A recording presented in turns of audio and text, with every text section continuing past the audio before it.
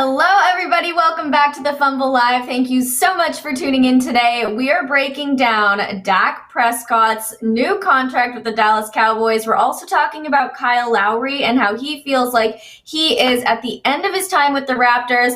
And then also, we're going to be discussing whether or not the NBA beef that we sometimes see is real or if players are getting softer. But before we do all that, make sure you subscribe to our channel, tap the bell for notifications, give this video a thumbs up, and leave a comment below. Here's the Fumble Squad. I'm Devin Howard. You can find me on Instagram as @DevinHoward. Good morning, everybody. I'm Jackie Ray. You can follow me on Instagram and Twitter @JRayTheFanatic. And Devin, do you remember? I know it's so early, you might have forgotten. But today, do you know what day it is? Oh, I do. It's Taco Tuesday.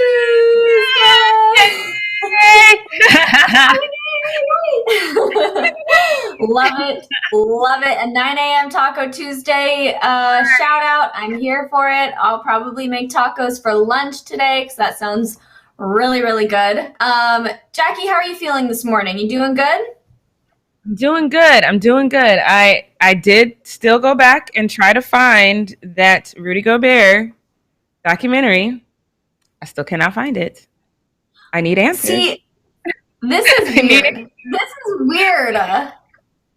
I know. Okay, I'm Googling it right now. How do I watch the Rudy Gobert story? Because why would it be so hard? It's on ESPN right. 6 days ago, March 7th. But I don't know if they didn't do a rerun because I have ESPN and ESPN Plus. Yes, I got suckered into the ESPN Plus because of how much MMA I watch, and it's not worth it. But whatever, I got suckered into it, and I'm doing it now. But it's not. Maybe they just not rerunning it. Maybe. Or maybe they'll just run it on the weekend. Maybe that's it. Maybe it's just a weekend rerun. So I have to wait. I don't know, but it's not on either of my apps, and I feel some type of way about that. I feel like they probably only had like 4 viewers tuning in for the Rudy Gobert story, and then they're like, man, is it worth rerunning this? So they're not going to do it. I feel like you missed your chance. Me, just rerun it one time for me, and then I'm good. All right, well, let's jump right into our first need-to-know news story. Let's talk about Dak. So the Dallas Cowboys and Dak Prescott have agreed to a 4-year, $160 million contract, including $126 million in guaranteed money. The deal is technically for 6 years, but it voids after 4 to help Dallas against the salary cap, and can be worth up to $164 million. His signing bonus is $66 million, which is the highest in NFL history, with a record $75 million due in year 1. So they'll place the franchise tag on Dak today as a procedural matter. So Jackie, just give me your general reaction to this contract. I can see you shaking your head over there. So what are your thoughts? I think this is why the Dallas Cowboys haven't been relevant since 1996, because they just make really stupid decisions. I mean, I know people come down on Tony Romo, and I'm just going to go out here and say it, and y'all going to get mad. Tony Romo was a better quarterback. He wasn't at the end because they ran his body to the ground. They kind of did him just like they did Cam Newton. Tony Romo spent the majority of his career running for his life. I mean, I get it. You have Dak, who's got younger feet, so he could run better. So I get going with him. I'm not mad at the Cowboys for going with Dak because I felt like at that point, Tony Romo had just been beat to hell. So they just really had no choice in that matter. But Dak Prescott just got good beyond 5 yards within the last season, maybe season and a half. This is a new development. And I know you can say that with his defense or offensive weapons down the field. But this is money badly spent. I still stand by what I said. The franchise tag on him would have been better, simply because he is coming off a horrific injury. We all remember that injury. That is ridiculous. You coming off of an injury like that, sometimes you come back, you're 100%. Normally you don't, because you're babying that injury in some way. Sometimes you end up injuring the other side because you're babying it too much. This is money badly spent. And I see y'all in the one person in the chat said he is worth it. Show me, Leo. Can you put up this? I sent Leo this number, and I saw this today, and this is troubling to me because I need y'all to look at this. So Dak Prescott has the highest, just like Devin said, highest signing bonus in NFL history. That is more than Russell Wilson, and Aaron Rodgers. So Dak Prescott has been in the league since 2016. That's 5 seasons. So he's won 2 playoff games in 5 seasons. Aaron Rodgers went to the Super Bowl in his 3rd season and won. Russell Wilson went to the Super Bowl in his 2nd season and won, and then went back for another Super Bowl. Joe Flacco, even $40 million in signing bonus. I don't really like Joe Flacco, but he did go to the Super Bowl and he did win. I cannot mathematically make it make sense. Dak Prescott he does not have the accomplishments. He does not have the accolades as Russell Wilson, Aaron Rodgers, or Joe Flacco. This does not make sense to me. This does not make sense. And I just don't understand, the salary cap is an issue. I get it, but you're putting him right back in that situation that Tony Romo was in. So you're not going to realize how dope he is because you can't really pay to protect him.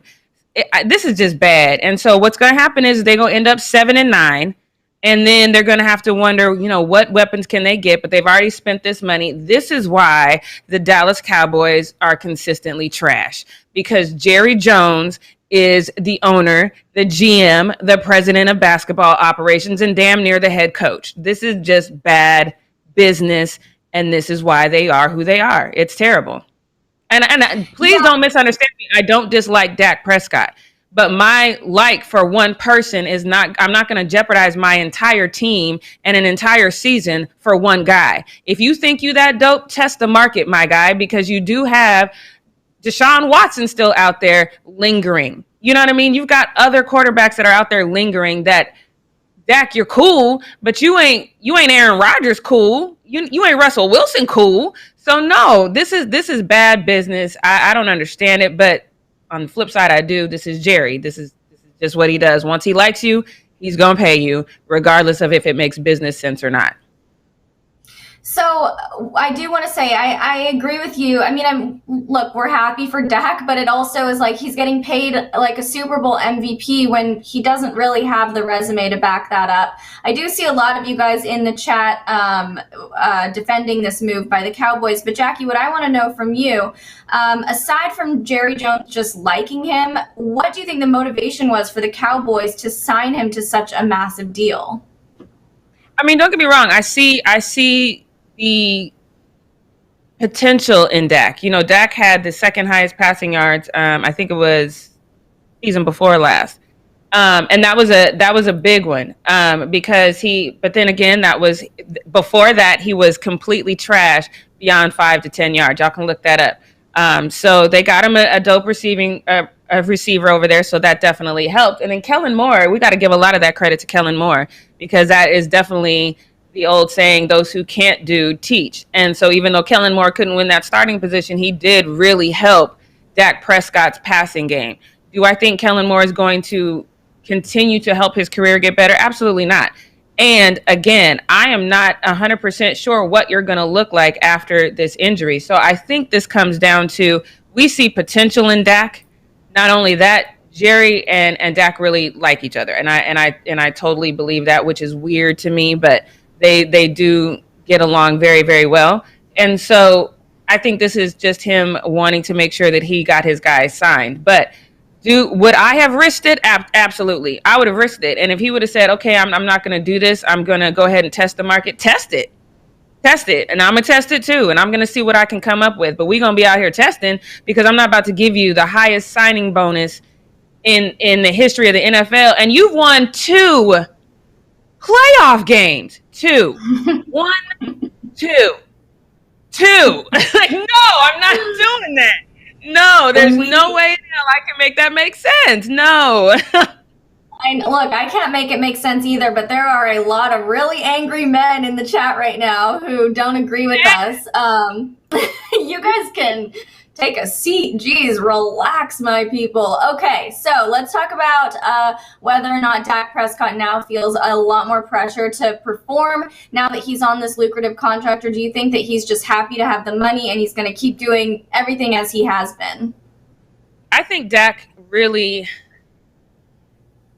I don't think Dak is like an egomaniac. I think he's somewhat humble as a starting quarterback in the NFL can be. So I don't think he I think he knew the market but I just don't even know. I don't even know how he can make it make sense in his own mind. Like when you sit back and you look at the guys that got paid and you look at what they've accomplished, how do you put your own name on that list? That's like when rappers talk about the best of all times. Like some of y'all should not put your name in the top 5. You know what I mean? Like how do you put your name on that list? I don't understand it. But now, yes, he definitely should feel the pressure because there's a lot of people like me who don't feel that as a quarterback, not as a man, but as a quarterback, he does not deserve this money. Now, if you go out there, and I saw y'all got mad when I say it, but I'm going to say it again, 7-9. You finish this season 7-9, how you explain it then? You know what I mean? Or you finish this season 8-8, which is consistently what the Cowboys do. Go back and look at their record. They are consistently, except for the one season right after Dak Prescott came in, they were 12-4. But aside from that, 8-8 is their sweet spot. That is not going to get you through the playoffs. 8-8's not going to do it. That is a trash concept when you say, okay, this guy had one good season of 12-4. I'm going to lean on that. I'm going to go back in my memory and I'm going to lean on that, even though it hasn't been replicated since. I'm going to lean on that. You got a lot of work to do. Some of that is in your coaching staff because let's not forget that coaching-wise and strength and training-wise, the hamstrings that get pulled, the strains here, their injuries, they're injury prone. A lot of that is because they're not doing their strength and training right. If you don't believe me, then you got to look at D. Ware. He couldn't stay healthy in Dallas. He go over to Denver, which is a mile-high city. He can barely breathe over there. And all the okay, you went 13-3, and then what did you do in the playoffs then, Nate? What did you do in the playoffs, Nate, after you went 13-3? Yes, it's trash. It's a stoop. Y'all want to go dwell on these regular seasons, have at it. Then give him regular season money. Because if all you can do is do good in the regular season, then you need a regular contract. This doesn't make sense. Because you can't go deep in the playoffs. It doesn't make sense. You need to spread that money around in how these people are getting strength and training because you got these injuries. And then you've got this quarterback who's yet to really perform in the playoffs. This does not mathematically make sense. You get promotions on your job by doing a good job. Yeah. I feel like also what needs to be considered is even though Dak is walking away technically a winner in this situation with this massive contract, he is rolling in the dough. That also means they're not going to be able to invest as much into his supporting cast. So now that he's earning such big bucks, what does that mean for the players that they're going to be able to bring in around him? It's kind of going to be riding on him for a little while. He's going to feel the weight and the pressure of the team's success, and that may or may not happen if they don't have the cap space to bring in veteran players or people who also want to earn a lot of money. So it's a very interesting situation. I do want to say congratulations to Dak for getting that big contract. We like seeing people get paid, and it'll be interesting to see what happens there. But let's get into our next Need to Know News update. So this is all about Kyle Lowry. He thinks that his departure from the team is imminent. He thinks it's basically coming. So Ryan Russillo of The Ringer said that he is expecting to be traded. Ryan said, quote, "The word on the street is that Lowry has been telling everybody for a month that he's getting traded," which is interesting that he's already like, yeah, I'm out of here. So I don't know if that's him saying it. I don't know if that's some understanding that he has with the front office. I don't know that part of it. But whenever you ask about Lowry, he thinks he's leaving. I think they should trade him, by the way. So he is on an expiring contract. And right now the Raptors are 17-19, so they're barely clinging to a playoff spot. And it might be time for them to transition into a new era. So they signed Fred VanVleet to a 4-year deal this past offseason, and they have guards like Terrence Davis and Malachi Flynn to plug some extra minutes in the backcourt. So they could decide to move Kyle Lowry to bring in somebody else, and there are a number of teams who are interested in him, including the Clippers, the Heat, and the 76ers. So let's discuss how Kyle has been going around telling everybody that he's getting traded for the last month. Do you think that he's heard a little bit from the front office that they're ready to let go of him, so he's just trying to get ahead of the news cycle so that he doesn't feel or seem surprised by it? I don't know if he's hearing it from the front office, but he's probably hearing it from his agent. His agent has probably come to him and said, hey, your name is being thrown around in a couple of trades. I know I've seen this, and I saw somebody in the chat my bad, I don't see right now. But somebody in the chat said something about, bring him to Philly. I've seen him going to the 76ers in just about every blog I've seen for the last month or so. Well, since the end of last month. So you don't really see stuff like that until they really start entertaining your name in a couple of different trade talks. So he probably understands that his name has been thrown around in at least two probably trade talks. And so that's a difficult situation. Do you just kind of sit back and wait for it to happen? Or do you, like you said, get in front of it? I would personally get in front of it and say, hey, my name is out there. I'm probably not going to be here, because I think sometimes just putting it out in the atmosphere also makes you get a little bit more comfortable with it. Like, you're not going to just come in here and shock me and tell me I'm out of here, because I already know it's coming. And so not only am I preparing myself and my family and my mental, just preparing the fans a little bit. But I wouldn't actually be mad if he went to Philly. I think that would actually be a good spot for him. I think they could use him very, very well over there. It would just be weird for me to see him leave, because I do think he's such a cornerstone of that franchise. But it might be time to shake things up. And that's the thing that we see a lot. Like, when what you're doing, yes, you have the talent on the team, but maybe it just doesn't work for whatever reason. So sometimes organizations just want to change things up. So I think that's what's coming for him. I'm not mad at him by mentioning that he's going to be gone. I'm sure the organization would rather make these kinds of moves in silence and doesn't want fans involved. But when you're talking about someone's mental state, if he needs to talk about it to feel better about it, then that's what that's what you have to do. I feel like this is almost a more tame James Harden situation. James Harden was the Rockets franchise player, and he was being super vocal about it, and super outspoken about what he wanted to see happen. I feel like it's a similar thing, where he's sort of verbalizing the fact that he is ready to go, or at least that he would be open to something different, even though we always picture him as a Raptor. It's hard to imagine him as anything else. So what do you think could be going on with the Raptors that they would be ready to get rid of their franchise player?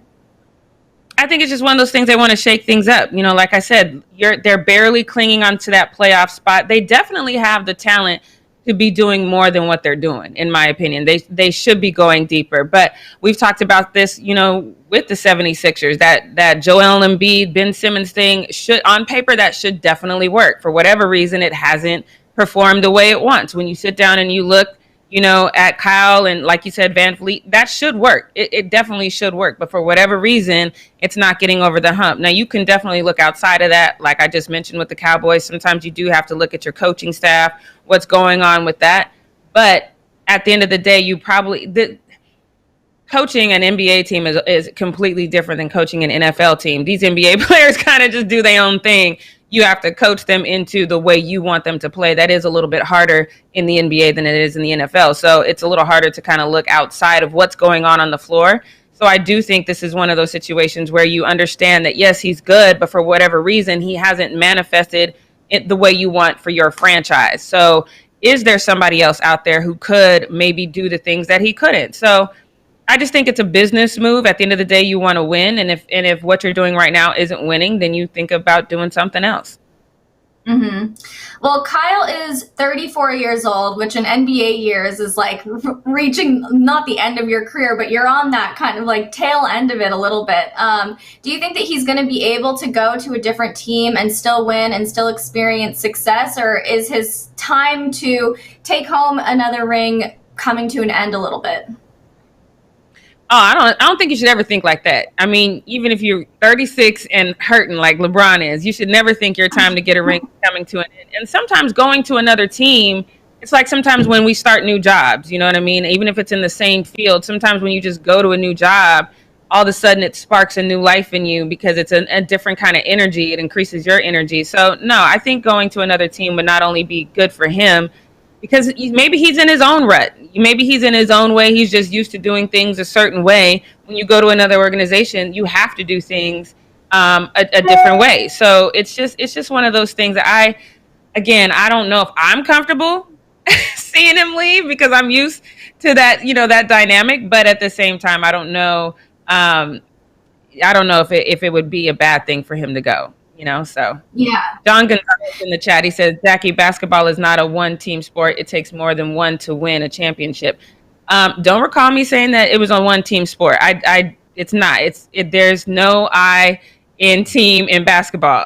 It's definitely unless you're the Cavs in 2016 Cavs, because then that was all LeBron. But other than that, yeah, very much so. And I think that you need to be on a team that you feel a part of the team. Maybe there's some sort of chemistry. How many times do I talk about chemistry? There's obviously not, the chemistry is not getting it done there. Whatever needs to happen with that team, it's not happening. Has the front office identified Kyle as the guy? I don't know if that's the thing, as much as it's just that his contract is coming up and now this is just an easy move to make. So I'm not even sure what it is, but they're just ready to shake things up a little bit, and I'm okay with that. Yeah, I'm okay with it too. I think that I like the idea of Kyle with the 76ers. I think that would be interesting to see. We'll see what happens with him, but if you ask him, he is out of there. So let us know where you think he's going to end up, you guys, if there's a team you would like to see him on in the chat. And now let's move on to this final need to know news story, which is going to be the perfect segue into the first post up that we have. So Paul George recently walked back on that comment he made about Dame's 2019 playoff shot when he said it was a bad shot. He now has walked back on that, and he said, actually, no, I realized why people were criticizing me. It was a good shot, which people thought was really funny because it happened so long ago. And then Dame also addressed it. So, Leo, when you get a second, can you throw that tweet up there for us? Dame tweeted, someone asked him, did you see PG's declaration apologizing to you? What do you think? And Dame said, we shook hands. As a man, I don't hold on to issues that tightly when it's not that deep. Life is short. Great attitude to have, Dame. Love to see it. Not letting any past drama affect you in your present day. But we've seen a lot of guys smoothing over past drama this season. It seems like nobody wants there to be that old school rivalry, that competition, that beef that fans love to see. Like, for example, LeBron and Steph Curry. There's always been this kind of narrative that they hate each other. They're super competitive with one another. And then in the All-Star game, it's all love. They can't stop complimenting one another. Steph is watching LeBron do the chalk throw like a kid seeing Mickey Mouse at Disneyland for the first time or whatever. Like, there was just a lot of excitement there and a lot of love between the two of them, which I personally like to see. But also, the Rockets say that they're going to be retiring James Harden's jersey, kind of like that olive branch after he leaves to go to the Nets. Nobody's mad at James Harden. And then now Dame is saying that he never had a problem with Paul George. They're just chill. So are the days of NBA beef over now that players are able to speak for themselves on social media? Jackie, what are your thoughts on that? I mean, when you think of someone like Damian Lillard and you go back over his last 2 years of the people that he's lost and people who have been killed, people who have died from COVID, no, I'm not hanging on to this little petty beef. Life is too short. When you think of Karl Anthony Towns lost, his mother to COVID and 6 other family members. So I think that we're just in this point now where everyone's kind of sharing what's going on in their life.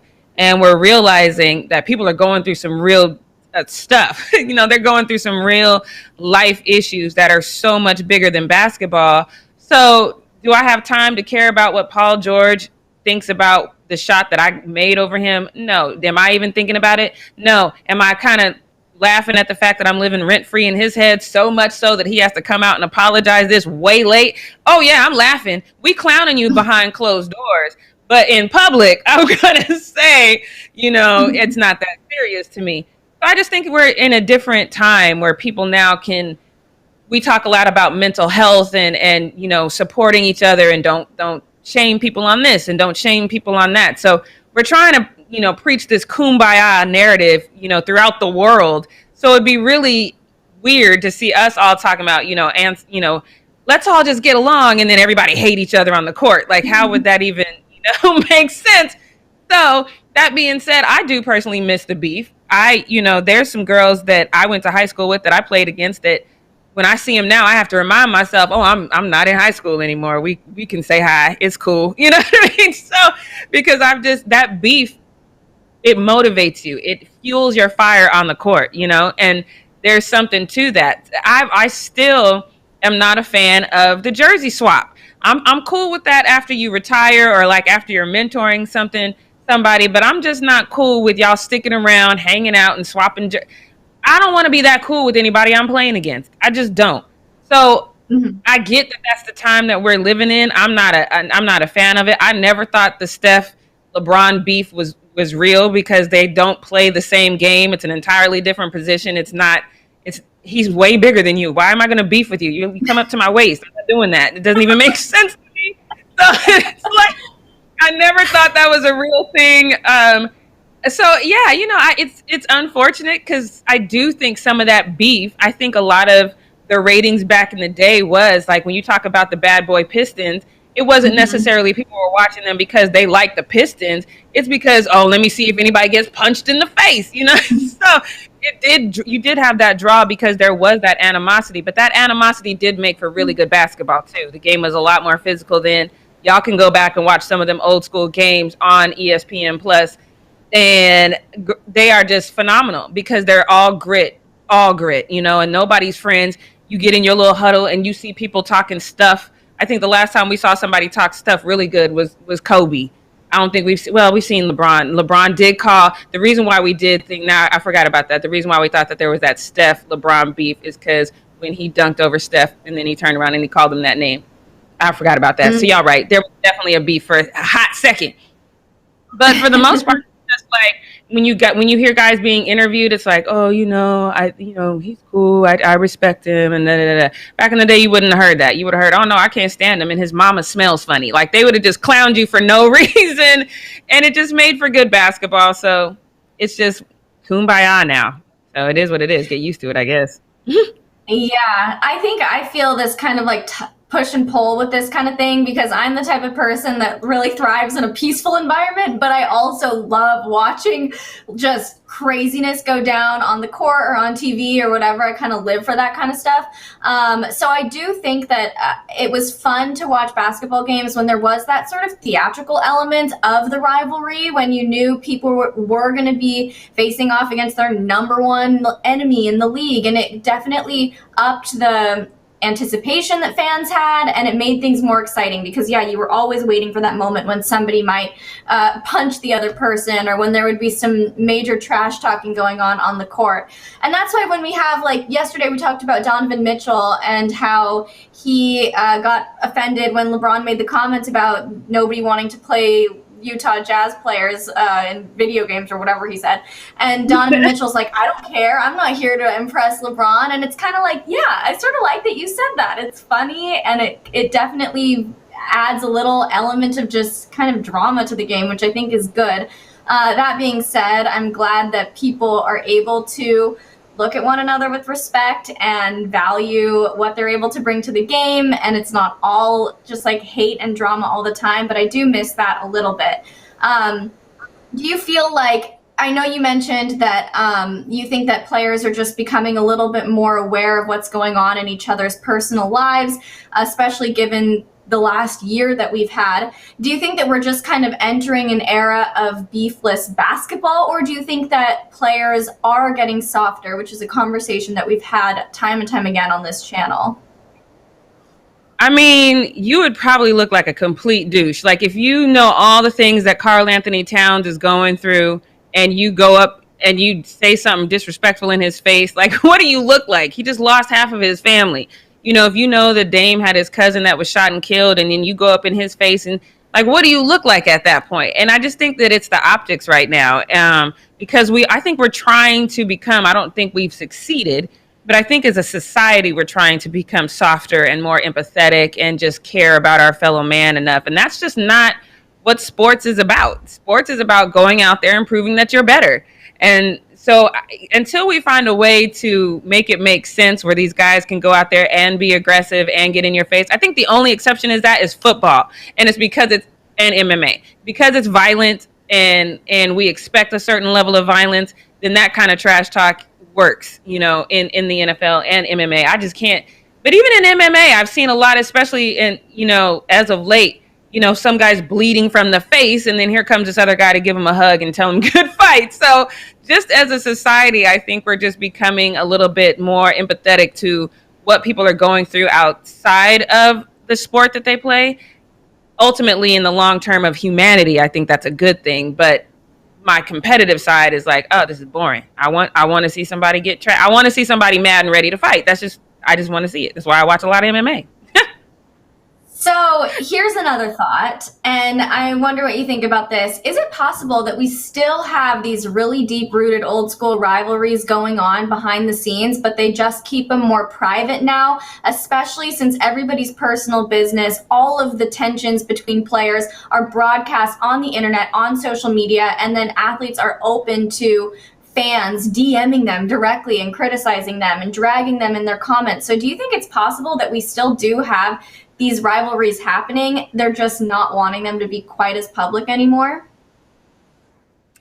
I mean, that's a good question. I don't think so, though. I think that now, I mean, we see guys from separate teams going to dinner together. You know, we've seen besties become, all of a sudden it becomes tampering because, hey, I met you at the All-Star game. Now we've got so much in common. Now I'm trying to get on your team. You know, it's just that whole, I miss the days when the All-Star games were kind of awkward because you knew guys really weren't cool with each other and they just don't speak during the All-Star game. And that's just a different narrative there. You know, I miss that kind of thing. So I don't think so. I think that it's just a societal truth. Like we're moving more towards this happier, gentler society. And I think it's gonna translate into everything we do, which again is not a bad thing. I'm not saying it's a bad thing, but I do want to see, you know, I miss the days of Kobe just, you know, looking over his shoulder, calling Dwight Howard soft while the whole squad was ready to put Dwight in his place. I miss those days. You know, it was good days. So, you know, I just think it's the time that we're moving into. You just want to see Draymond kick somebody else in the head, punch somebody in the face. We need that kind of energy. I need Russell Westbrook walking through the tunnel at Utah and another fan to call him a name, and him, instead of the security being there, I need him to just go ahead and smack the hell out of somebody. Just one good time. One good time, Pam, then I'll feel better. That's one rivalry that still exists: Russell Westbrook versus Utah Everybody. As a whole. Yes. All right, let's wrap up Need to Know News. Jackie, take us so smoothly into the first post-up story, which is just a continuation of this conversation. Yes, it is. Let's get into this soft post-up. That's just what it is. We are in a softer, gentler nation, and it is carrying over. And a fan kind of went on and just said exactly what we've been talking about, that all the beefs in the NBA are done. He posted this, Guru posted this. He says all the supposed beefs in the NBA got cleared up in one night. I don't know if they got cleared up in one night as much as I think that I said it yesterday, I think we kind of want the beefs, or people like me. We need the beefs. We don't need it to be rainbows and sunshine all the time. We need some thunder and lightning sometimes. But again, I don't think the Steph and LeBron one ever existed. So he posted that one, of course. We talked about that a little bit yesterday. That was one of the pictures that he posted on there. So I don't know if Leah, if you can throw that up, but he said the Steph and LeBron beef is over. We talked about this. LeBron just does all these crazy hashtags for Steph. And then of course, Steph says much love, bro. Hashtag Team LeBron with the W while we at it, Team Akron. So that was cool. Dame, we already talked about this one. He does the Steph Curry kind of does a hands up. Now this is the reason why I really wanted Dame in that 3-point competition, because that would have been Steph's only competition in my opinion. But Steph shouted out Dame, and then Dame shouted him back and said, real game now, LOL. Okay, so again, I don't think there was ever beef there. And then we already talked about this, but Dame did comment on this post that said hashtag Paul George gives Dame credits that he deserves, and Dame says, you know, shaking hands and did the high five. I'm still confused if that's the high five or the praying hand emoji. I guess it just depends on what the situation is. But and then this one is a lie. I don't care what y'all say, but this CP3 and James Harden thing is still a beef, because I know y'all remember when Chris Paul was telling James Harden, they were sitting on the sidelines and he was trying to get him to play some defense. I'm convinced in my head, because this is before James Harden really started playing defense. So I'm convinced in my head that Chris Paul was trying to get him to play defense, and James Harden wanted no part of it. He was like, I flop. I don't play defense. That's not what I do. So then they said that CP3 and James Harden dapping it up. But if you look at that, Chris Paul ain't even looking at James Harden. He's just like, okay, whatever. So I agree with this user. He said, like, do y'all see? Neither one of them are looking at each other. What kind of dap is it where you don't look at each other? You're just like, I see you, bro. Like, I don't really mess with you like that. And I agree with this fan because I don't know about the CP and Harden beef ending. CP looked like he was out to end Harden last night, running as fast as he could to get the steal on him, trying to nutmeg him. I don't know if y'all saw that. I tried to get the video of that, but that user is absolutely correct. I do not agree that beef is over in any way, shape, form, or fashion. But Devin, I'm going to ask you, do you think that is the last beef that we'll ever see? Because I'm telling you, they're going to beef until it's over, because that was the last chance that the Houston Rockets had to actually make it all the way. And James Harden is the reason that they didn't. Do you think that beef will ever end? No, I don't think that beef will ever end. And I also don't think that original tweet that you talked about of all the NBA beefs being squashed in one night is accurate either. James Harden, what about James Harden and Giannis?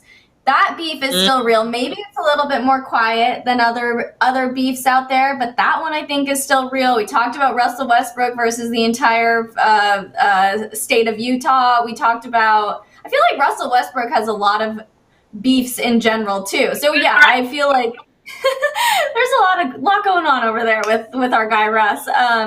But yeah, I feel like that's the beef. The beefing is not done. I think it's still happening. Maybe things get resolved more quickly. Maybe they only last a night or a week or whatever. But yeah, I think that there's still stuff going on behind the scenes, and I like it. Yeah, this Chris Paul and James Harden beef is going to go on forever. They're going to be 100 years old in wheelchairs looking at each other like, ugh, here he comes. I just know that one is forever. If y'all want to beef, just know that one's going to exist forever. This next one is cool because it's LeBron James. And I do think I think that people in the league respect LeBron James a lot more than the haters out in the real world, because they understand his game. And I think when you play basketball, you can see how good he is. Steph made this long comment, I believe it was to The Athletic, about how crazy athletic he is and his basketball IQ is. I think they just all kind of appreciate it. But not only the vets, but also the rookies, because, Obi Toppin was out here. And this is just his face. He was like, he looked at me. I'm just going to say it how I think he said it. He said, he looked at me, came up to me and was like, "What's up, Obi?" And I was like, oh, dang, he know my name. That's exactly how that's how I think he said it. That was so good. I could hear it. I could see it. I could hear it. That was so perfect. That's how it went in my head. And I think I'd be the same. Don't ever let me just be walking down the street and LeBron James come by and be like, "What's up, Jack?" And be like, oh. I will probably pass out on the street. Y'all gonna have to come get me and revive me. My life will be complete then, and I'd just be so happy. I would, just thinking about it. Don't judge me. Let's move on, because I know y'all gonna be out here judging me. One thing that I want to say really quickly, Jackie. I sometimes will walk in Brentwood, because that's where LeBron lives, or at least that's where he used to live. I don't know if he's moved, but he still lives in Brentwood, and I'll walk around there sometimes doing my shopping, doing whatever I need to do, and I think, if I run into LeBron right now, how am I going to act? What's my demeanor? What am I going to say? Well, I'm going to give you I'm telling you now what you do. You get in front of him, you block his car, you call me and tell me exactly where you are so I can come out there. I'll call you on FaceTime too, just in case the cops arrest me before you're able to get there. So I will tell you, though, fun fact about Brentwood. I used to live in Brentwood, and I met Al Michaels in that Brentwood supermarket. And how I met him was crazy. I was on the phone with my dad. This is when my dad was still with us. And I'm on the phone, and my dad's talking to me, and I'm not listening because I hear this voice. Al Michaels has a very distinctive voice. And I hear this voice, and I'm like, there's a guy that sounds just like Al Michaels. And my dad's like, nobody sounds like Al Michaels except for Al Michaels. Go see who that is. I was like, okay. So I walked over to and sure enough, but he had just had a chemical peel, so his face was all red. And so I was like, you clearly don't want me to take a picture with you. And he was like, no, absolutely not. And I was like, well, can you talk to my dad? And he was like, where's your dad? I'm like, he's on the phone. I was like, Dad, it's Al Michaels. I gave him the phone. He talked to my dad for like 5 minutes. Like the highlights of my sports life. They were just talking like they knew each other. It was the cutest, sweetest thing ever. Al Michaels, I'll never forget that. You are a G in my book. So yes, go to that Brentwood shopping. Okay, yep. I'm gonna go there today. Yes, do that. All right, let's get to this next one because I don't like this. I don't like this mindset at all. Some of y'all had said this in the chat yesterday, and I think we just got to get to it because if Taylor Rooks and John Morant had posted this for the last dunk contest, I would have co-signed on all of that. But on this one, I think they tripping.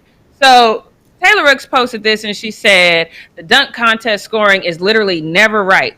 And John Morant said, yeah, the reason why I'm not doing it. And she tweeted back to him. She's like, yeah, but you got to do it at least once.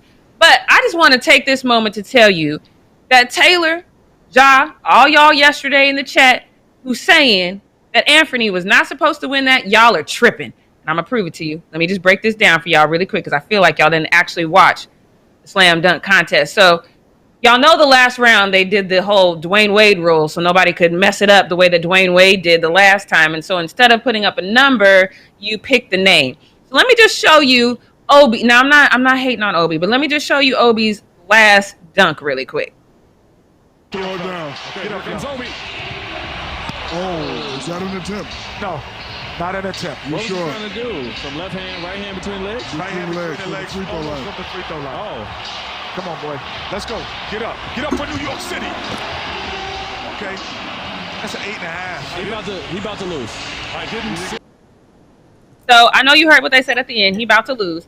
That dunk was not impressive to me. And you missed the first one. So that was not impressive to me. It was impressive on the slow-mo, though. I'm going to give it back to you, Leo, so you can throw that slow-mo up there. Oh, wow. That looked a little bit better.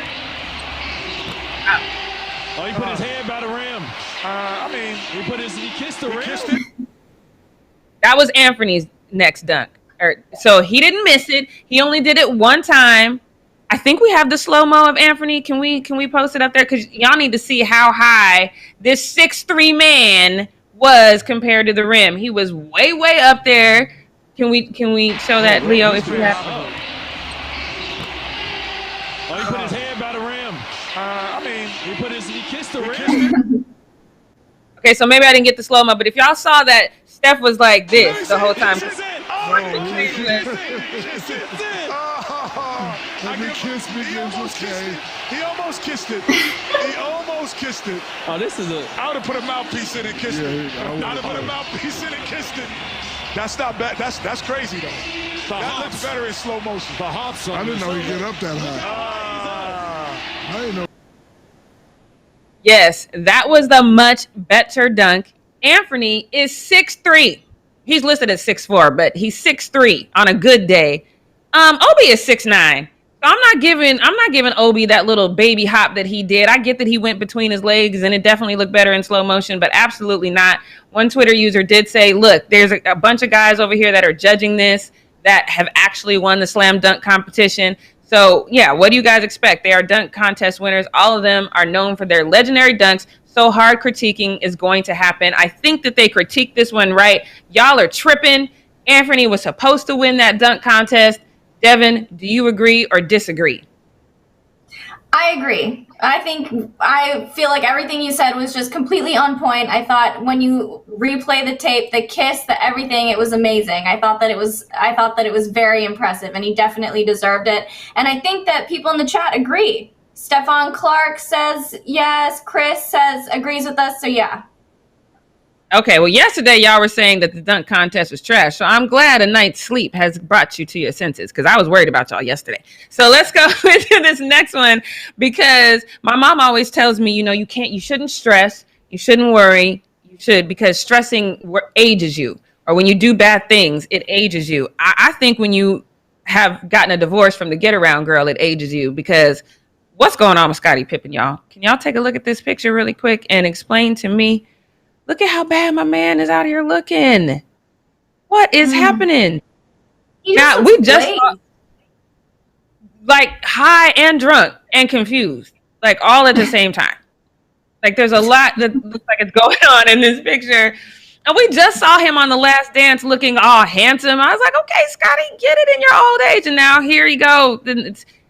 No, it's not quite there. I don't know what's happening. Of course, Twitter had something to say about it. And I can neither confirm nor deny. He said he's trying to look like the man his wife is sleeping with. Ooh, shade. And I am here for this shade. And then this one says, He wants the same right to have a midlife crisis as his wife, who was out last week cosplaying as Kylie Jenner. Oh my God. I love it. I think he was just having a bad day. He could have been tired. He could have been drinking, I don't know. I'm just going to give it to him. I'm going to have to keep a lookout on his Instagram and see if he improves with the week, because that one hurt my heart, because I love me some Scottie Pippen. So we're going to circle back to Dak, because I see a lot of y'all still talking about Dak. I still stand by what I say.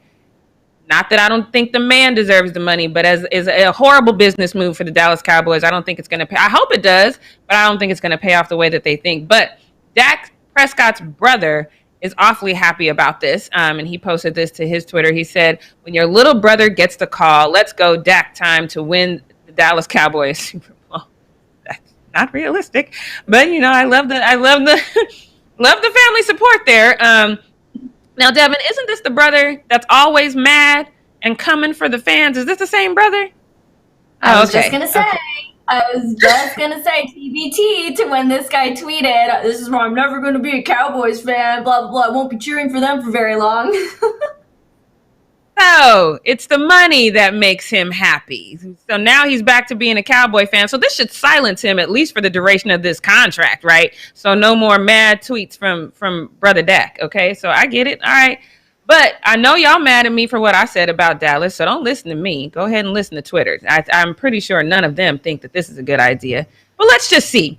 Said he won because his team was stacked. At his cap prices, he's going to be surrounded and lose as an average quarterback with average players. Well, he got one dope wide receiver. Let's not say that. He got one really dope wide receiver. When your quarterback's mind is on money and not winning, this is what happens. So I agree with everything in this, except for the he does have one good wide receiver. And I don't know if I agree with the money aspect, because especially when we know how you can end up at the end of your career, you need to go out there and get your money. So then this next one, I think, kind of said the same thing. Says, "Man, please let that man get paid in peace. I'm happy for him, and I'm not a fan of Dallas." Okay, we're happy that he got his money. But then this next one says, "No one is mad they're getting paid. It just seems that people forget the NFL has a salary cap. It's so funny because a few years after a player gets a big contract and the team hasn't won a playoff game, they want to be traded." And that's exactly what I see coming. I mean, y'all can screenshot it. That's exactly what I see coming. But I'm going to let y'all have this one. We're going to move on to this next one, because even though it's the off season for Kyler Murray, he is still out here training, and I love it. Take a look. Move. 22. Hey. Hey. First of all, the tap on the ball, the perfect spiral. Ooh-wee, that kid. I'm excited. I am excited, but a little kid that look like he know what he's doing gets me excited. I cannot wait to see what happens with this kid. But I can say that I have not laughed this hard in the last time. Well, I think the Kendrick Perkins one got me laughing really, really hard. But I don't play baseball. I played softball for like half a season once. But this is everything to me. I hope you guys are ready to laugh. If you need a good laugh, here you go. Oh, get there. Yeah. Nobody's catching that, man.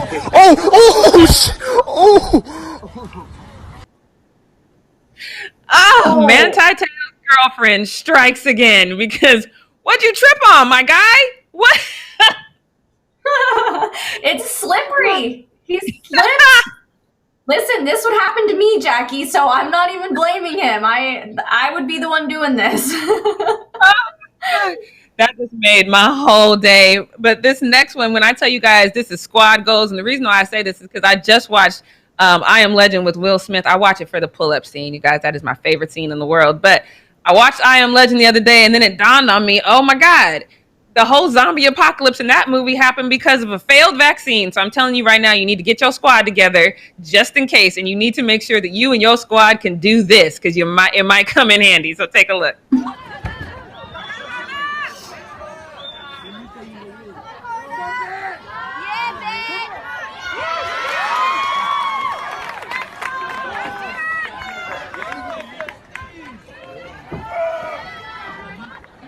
Come on, boy.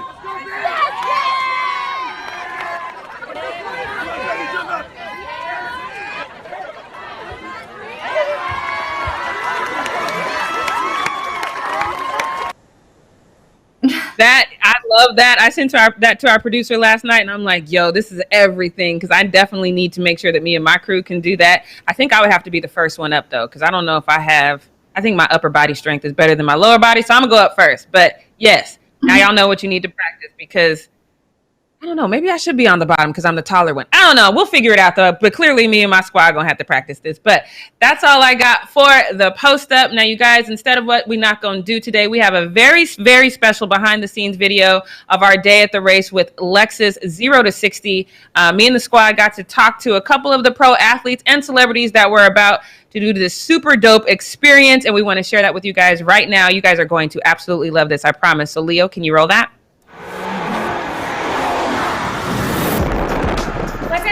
It's your girl Britt Johnson here with the Fumble, talking to former NFL safety George Wilson. Let's get into some of this 0 to 60 experience. I want you to tell me a little bit about what it was like for you being out on that racetrack to shoot something like this. It was exciting. You know, it was the first time I've ever done anything like this before.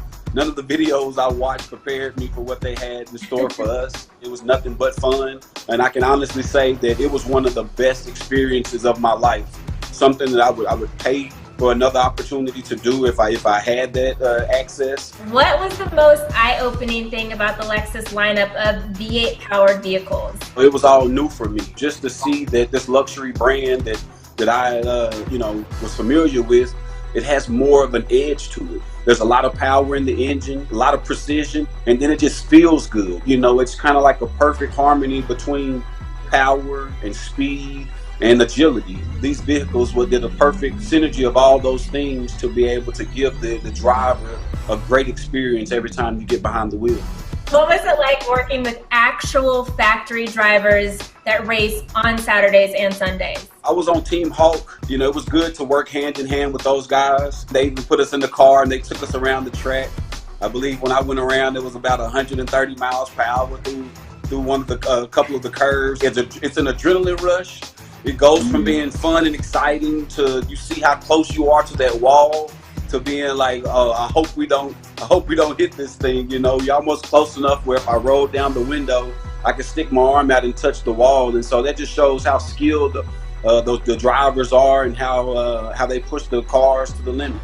If you had to do a hot lap around the oval with a Lexus vehicle, which one would you pick? And then which one is your favorite for everyday living? We use the GSF to do the course, quick acceleration, great braking system and control. I think that may have been my best performance of all three of the events that we did. But just the everyday, man, I think that hard top convertible LC 500, man, it's a beautiful ride. You know, that coupe feel. You know, you let the top down, and you're going to definitely, you know, garner the attention of other drivers on the road and the people on the sidewalks if you happen to be riding through the city. What was probably your most memorable or enjoyable moment during this experience? Just the trash talk. You know, D'Angelo Williams, another former NFLer, was on the other team. And, you know, he definitely talked the most trash of anybody behind the scenes. And I worked with a great group of people, you know, the other competitors. Some of them I knew, some of them I didn't, but there was great energy.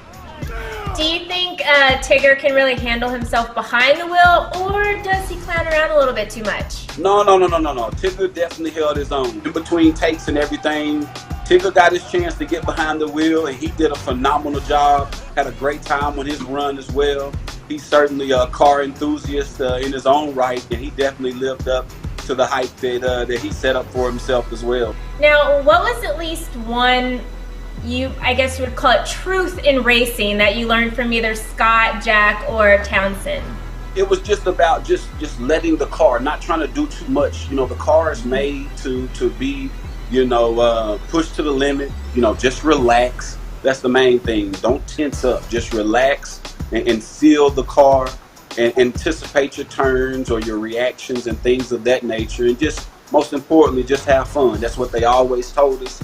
Awesome. Well, thank you so much, George, for sharing your experience from the Lexus 0 to 60 event. I am Britt Johnson for the Fumble, and we will see you guys soon. What's up, everybody? It's Jackie Ray here with the Fumble, and I have the privilege today to speak with actor and race car aficionado Curtis Hamilton about the Lexus 0 to 60 event. How was it working with actual factory drivers? I mean, they gave us great advice. Last year when I did it, Jack was my coach. This year, Scott was. Scott is a little more intense, and Jack is just really he's a different demeanor. Jack was my man, so shout out to Jack. So what is like the true, yes, this is a racing element that I have to definitely hang on to?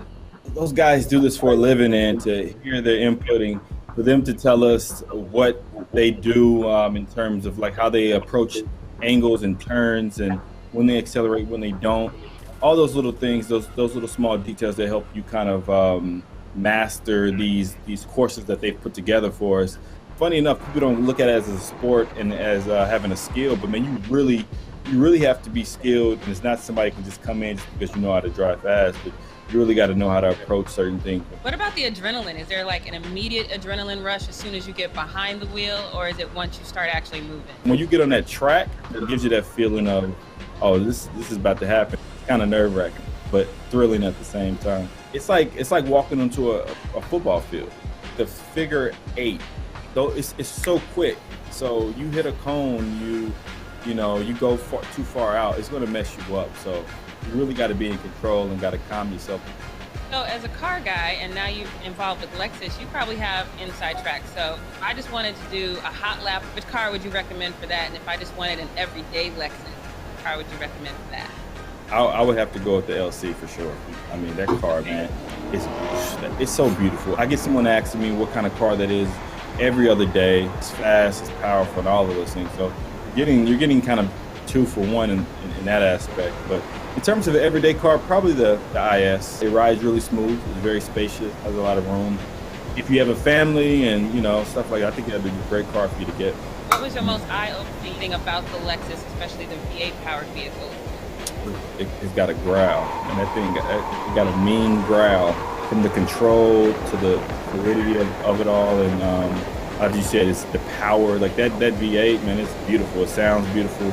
You get in it and you catch eyes. People listen. If anybody doesn't have it, I would look into getting a Lexus. I've been in one of them for 18 months now. I would definitely recommend buying a Lexus. Thank you so much for doing this interview with me. I can't wait to see this Lexus 0 to 60 event. Once again, Curtis Hamilton, thank you so much. Can't wait to see it.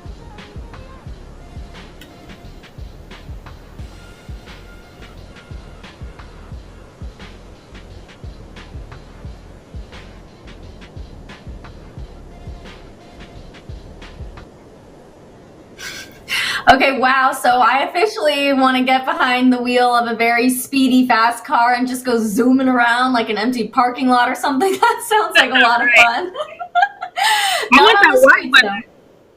That white Lexus? Oh, that was nice. I definitely want.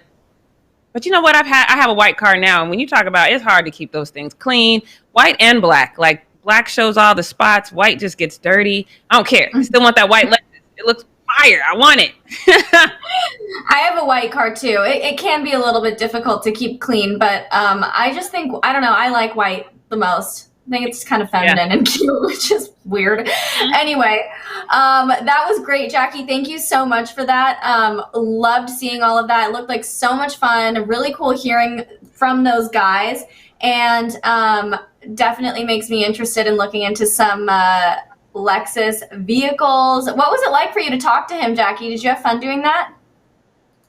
It was interesting to kind of hear. I mean, there were some moments where he had to kind of catch himself because he was going to kind of spill the beans of the outcome of the race and stuff. So he had to catch himself a couple of times, and I was definitely trying to egg him on so he would just spill the beans, but we probably would have edited it out anyway. But no, he had to, well, cause see what, and then he would kind of get flustered, but it was fun. It was fun to hear about their experience and how they could relate that, to what they're already doing in their lives. So it was fun. You guys make sure you check that out. It's going to be dope.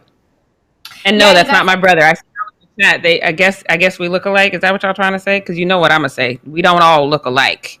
I don't think you look like at all. What are you guys thinking? Weird. Okay.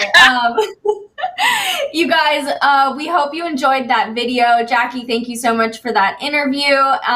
We have more content coming out about the Lexus 0 to 60 event throughout the day, so make sure you tune in and peep all those videos that are going to be coming up. Thanks so much for tuning into the Fumble Live today. We're going to be back again tomorrow at 9 a.m. Pacific Standard Time. Subscribe to our channel, tap the bell for notifications, and don't forget to hit the thumbs up, wash your hands, wear a mask, be a good person, and we'll see you guys later. Bye, everybody.